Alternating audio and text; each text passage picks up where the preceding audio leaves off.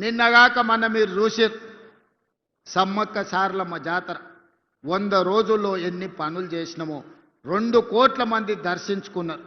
ఎప్పుడైనా సమ్మక్క సారలమ్మ జాతరకు ముఖ్యమంత్రి అయినాక ఆ పెద్ద మనిషి వచ్చిందా ఒకసారి ఆలోచన చేయరు. ఇంటికి పోయి మా సురేఖమ్మ మా సీతక్క పోయి ఆహ్వాన పత్రిక ఇచ్చిండ్రు. సరే ఆయన రాలేదు అనుకుందాం, కనీసం ఆ పిల్లలకని ఏమైందా? సోమరిపోతులా దున్నపోతులా? సమ్మక్క సారలమ్మని దర్శించుకోవడానికి నామోష చెట్టంతా పెరిగిండు అల్లుడు.